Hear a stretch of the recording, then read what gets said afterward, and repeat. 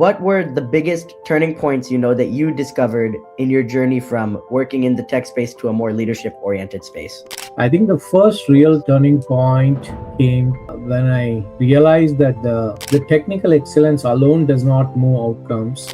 Projects succeed or fail because of communication, expectation setting, decision making, more so than just the technology aspect, right? That's Yeah. one of the biggest turning point in my career. Hello, everybody. Welcome back to another episode of the Ambition Circuit.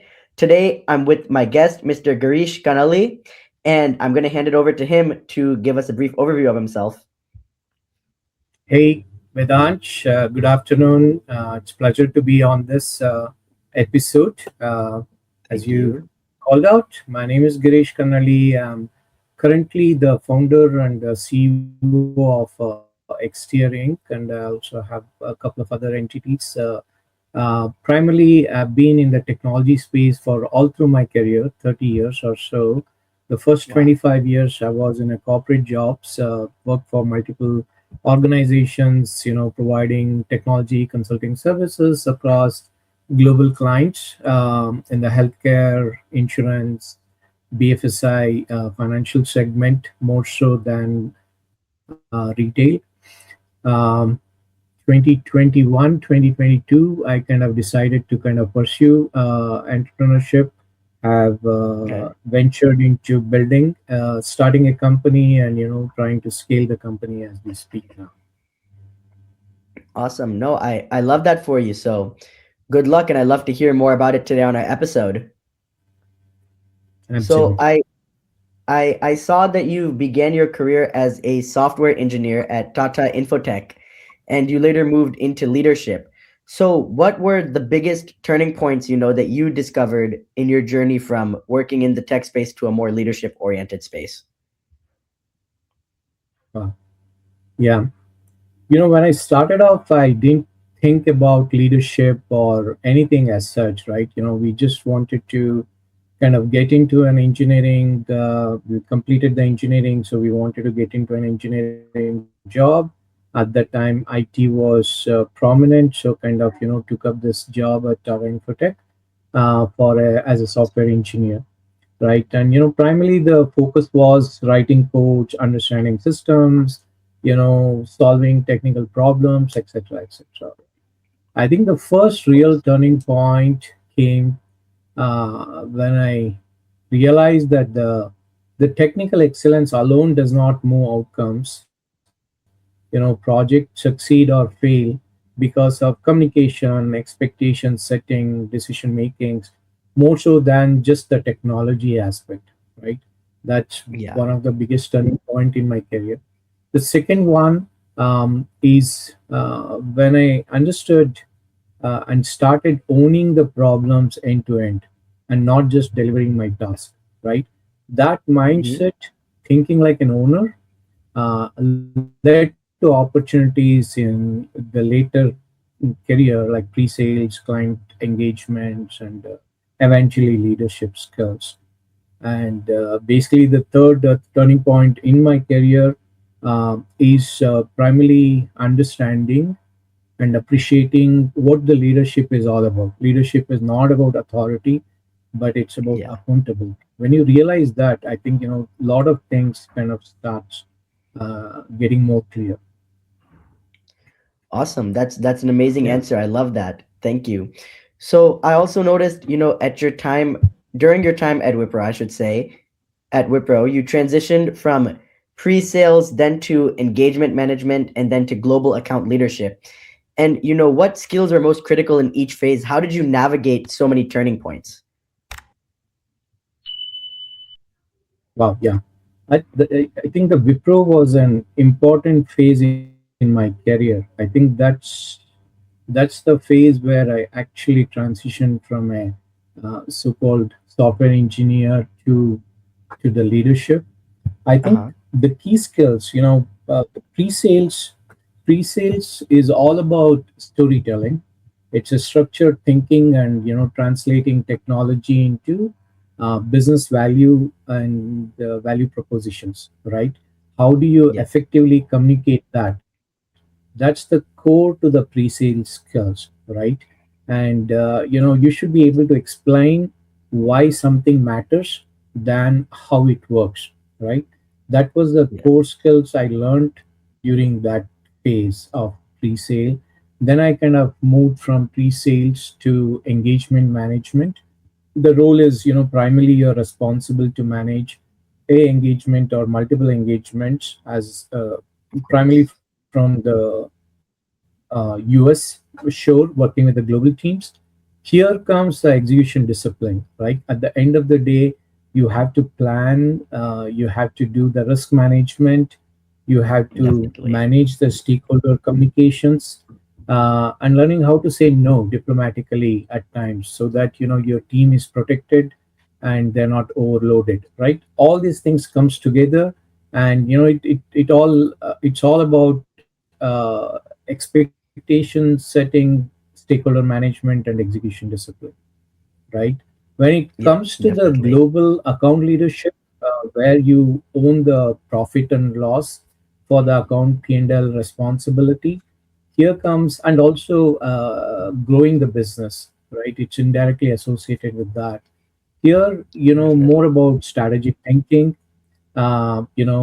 Clients are buying confidence and judgment and long-term partnership than the individual solutions, right? How do you put together Yes, those things? How do you contain and how do you manage it consistently, right? That matters, and those are the core skills. But in essence, irrespective of the role, the clarity of communications is the core to what you do in each of these roles, right? definitely. So, another interesting thing that I noticed about you was, and I don't often see this, but managing global teams, worldwide. So, in the US and the UK and in India, what challenges did you face and how did you kind of navigate your relationship with your team based on which country they were from and which country you were working with? Yeah, this is definitely an important aspect and a key challenge most of the leaders face when they're dealing with teams across the globe, right? Yes, Many think feel it's time zones, but time zones is not an issue as long as you're flexible to work with, right? That was the easiest part to handle. And the cultural okay, differences is also not a major aspect which was a challenge for me. Though many feels the cultural challenges are at times becomes, yes, understanding the cultural differences and appreciating is important, but that was not the key thing. I think the biggest challenge and the hurdle was the communication, right? When I say communication, it means multiple things. One is how the different teams interpret what you're trying to communicate. What do they interpret their success, definitely. right? Aligning that to make sure that they're all looking at the success as one and not their individual ways, right? There are a lot of unspoken assumptions are built when you deal with different teams, and trying to break that, and trying to bring in clarity and trying to bring them on the same page is another biggest challenge. And at times, there are a lot of escalations happens, and it creates a lot of noise, and where your time gets spent unnecessarily, right? Managing that and handling Yeah, are some of the key challenges, right? And what I've learned, what I've seen from the other leaders who are effective, and what I've learned over the time is, you know, basically an effective leader or communicate the intent, right? Multiple ways, multiple forums, so that the message is clear across, and on a regular basis, right? So when the definitely. team understands Definitely. why a decision is taken and what is the context behind that, the execution becomes extremely seamless, right? So the Yes. communication, I will call it as the biggest challenge. And once you master that, rest everything will fall in line. Okay, nice. I love that. That's a new look. Mostly I've heard people talk about managing cultural differences and balances like that. So this new angle is very nice to hear. So thank you for that. So, as vice president and the head of BU at Infogain, you owned P&L growth and client relationships, right? So, what out of all of those experiences was anecdotally the hardest leadership decision that you had to make?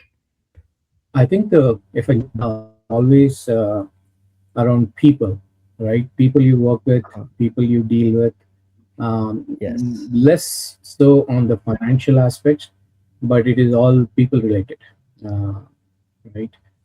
Sometimes you have to let go a high performing individuals because not aligning with your individual. It's just that of at course. that particular time, at that particular phase of the engagement, there is no alignment. You have to let go, right? These are Yes, some of the difficult decisions, right? definitely. And then also, there are times a decision or which are primarily focused on the long term health over the short Mhm. term revenue or short term benefit, right? Choosing the long term versus the short term is another hardest. I mean, you have to be pretty strong in your conviction that you're doing the right Definitely. thing for the right. There are deals which we had to turn down because it was not Mhm. aligned to our long term goals of what we wanted to do as a business, Oh, right? There are times where we had to restructure account or account leadership, which was, though it had a short term impact, but in the long term, it would have benefited us. Often means choosing the least comfortable option that protects the organization over the time, right? And yes. that's my kind of a guideline. Whenever some of these tricky situation comes up, you kind of take the organization long-term view, and then kind of try to see whether it fits into that. If it is, then kind of Definitely. easy to make the decision. So, after spending the bulk of your career in Yeah. consulting and in tech roles, what ultimately motivated you to be, a founder and to find something of your own? Wow, that's a Heavy one, very huh? interesting and exciting. As I talked about, I'd spent close to 25 years on the corporate life, right? Pretty successful career all through the different phases. Worked for 3, 4 companies, and generally progressed from one role to another. And at peak, I was the business I kind of started feeling that there are things which may be done differently. There are things which, if I'm not part of a big large corporations, I can effectively manage and do it. Hmm. There are things which may be challenging corporate guidelines, etc. Right? There were a lot of Yes. risk associated with it, but I felt it's the doing something which is more aligned to your values, and trying to build something is much more exciting, and I wanted to try it out. Well, that's Okay, on the nice. personal side, that's what I felt. But there was also a gap. Entities or enterprises like mine would have made sense, right? In the large firms, what I saw was a tremendous talent. There were a lot of smart Uh-huh. and competent people were there, right? But Yes. there were also systematic inefficiencies in those organizations and Okay. firms, Yeah, right? definitely. And the clients were profitability instead of outcomes, right? And that's where I Yes. wanted to kind of focus on build XTO or Texio towards engineering solutions, not just implementing solutions, or prioritizing long-term value over billable hours, right? And being a partner to the clients, Yes, right, where definitely. they don't have to worry about the bureaucratic approvals of multi-layers, etc. Rather, a simple horizontal structure where its quick decisions are made on the floor, and client gets support what they need without worrying about waiting for quite some time, right? I mean, those are some of the key Definitely. reasons why I started Xtier and Texio. Yeah. Nice. So, for early career professionals and a Gen Z audience entering into tech and the consulting world today, and from your professional opinion, what skills matter more than just the title and the credentials that appear on your resume? Well, yeah, and this is my favorite. I keep, whenever then conveying the message to the young professionals, right? Whether it's part of my team or when I meet college students and graduates, right? Um, because we have made these mistakes in the past, and I don't want them to kind of repeat that mistake, Repeat right? that. Definitely. I think the best, the three key skills I can call out you can learn is more important than what you know today, right? I mean, in the current world, Definitely. in the current technology trends, right, you have to be Mhm. agile enough to learn quickly the new things are changing dramatically. What you have today, you may not seen that 6 months Of course. Yes.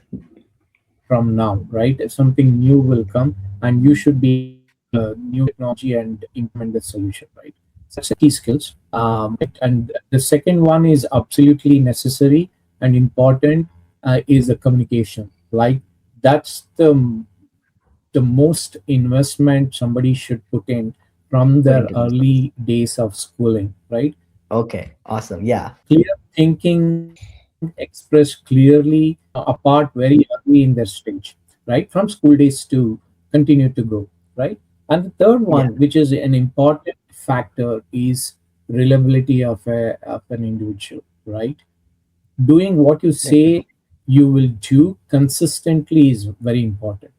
Whether it's exciting, not exciting, it doesn't matter.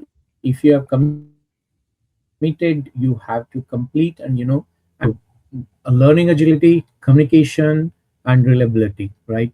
All three are the important factors. If I'm looking for an individual to hire, I look for these examples to see whether that individual possesses these. If he doesn't or she Hmm. doesn't, then that's a red Yeah. flag for me. Rest Oh, everything is we can basically coach. awesome. Awesome. No, I love that. That's amazing advice and advice I will definitely begin to implement in my life more so than I already have. So, I think that sounds like a good place to wrap up our conversation, and it was definitely very interesting. So, thank you so much for your time, and to everyone else, that is another episode of the Ambition Circuit. Thank you all for watching, and I'm looking forward to seeing you guys again next time.